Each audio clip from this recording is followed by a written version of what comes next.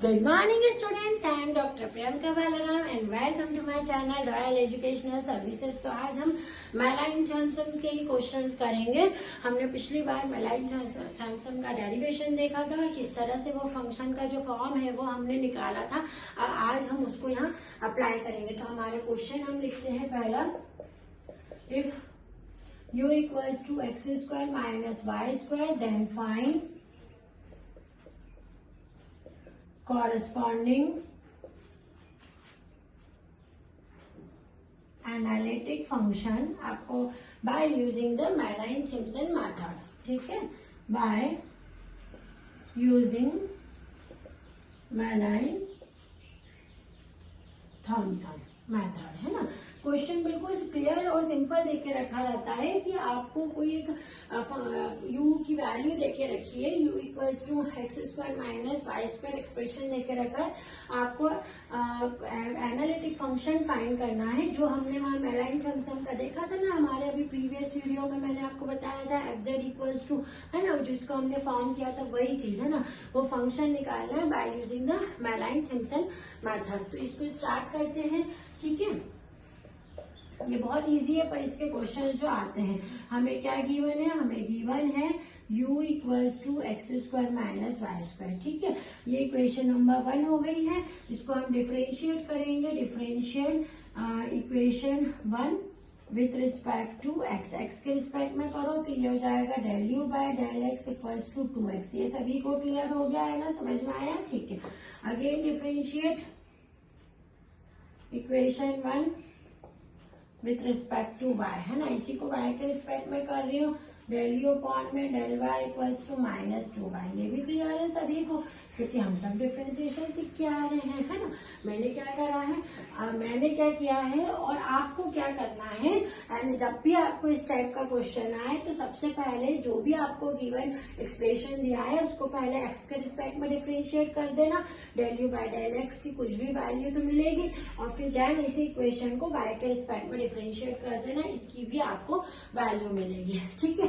फिर हम क्या करेंगे, हमारा वी नो दैट क्या f z equals to u plus i v, है ना, हमारा जो कॉम्प्लेक्स फंक्शन होता है, ठीक है। अब इसकी क्या, इसको डिफरेंशिएट कर लेते हैं। इसको आप डिफरेंशिएट कर लेते हैं विथ रिस्पेक्ट टू एक्स, तो ये हो जाएगा f dash z equals to del u by del x plus i del v by del x. यहाँ तक फिर से सभी को क्लियर है, कुछ नहीं किया है मैंने। ये अपना कॉम्प्लेक्स वेरिएबल फंक्शन लिया, उसको एक्स के रिस्पेक्ट में इसको मैंने डिफरेंशिएट किया। जब एक्स के रिस्पेक्ट में डिफरेंशिएट करेंगे तो del u by del x plus i del v by del x आएगा। यहाँ हम हमारी सी आर इक्वेशन लगा लेंगे। क्या लगा लेंगे, we use C R equation. यहाँ आपको सी आर इक्वेशन लगानी है। Del u by del x is equals to del v by del x and del u upon में del y is equals to minus del v by del x. ये C R equation जो है आपको यहाँ लगानी है। तो ये आपका फॉर्म कैसा हो जाएगा, यहाँ पर जब आप ये वाली इक्वेशन इसमें लगा दोगे तो ये हो जाएगा आपका del u by del x minus i del u by del y, इसको करते हैं, ठीक है। ये हो जाएगा del u by del x minus i del v upon में डेल यू अपॉन में del y, del u upon में डेल वाई, है ना। ये आपने यहाँ पर लगा दिया।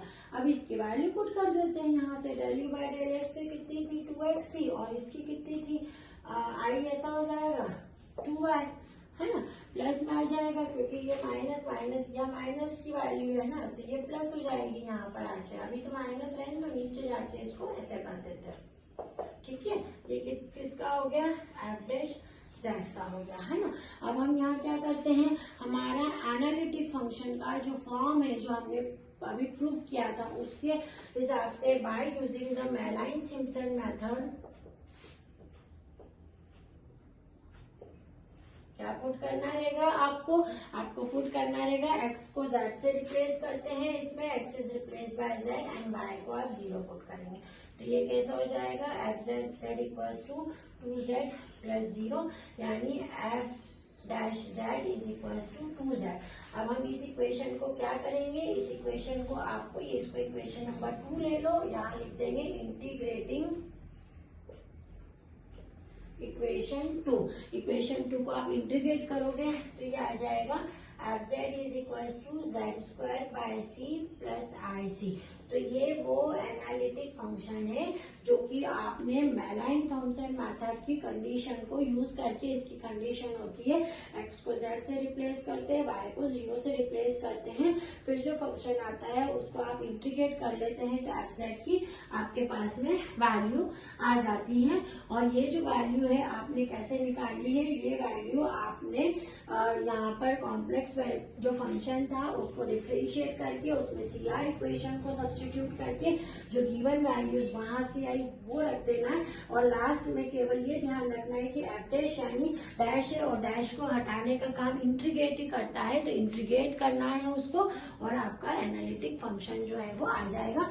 तो ये पूरी मेथड है आपकी to find the corresponding analytic function with the given expression. Okay, thank you. Next video में फिर से मिलते हैं हम इसके क्वेश्चंस के साथ। Thank you.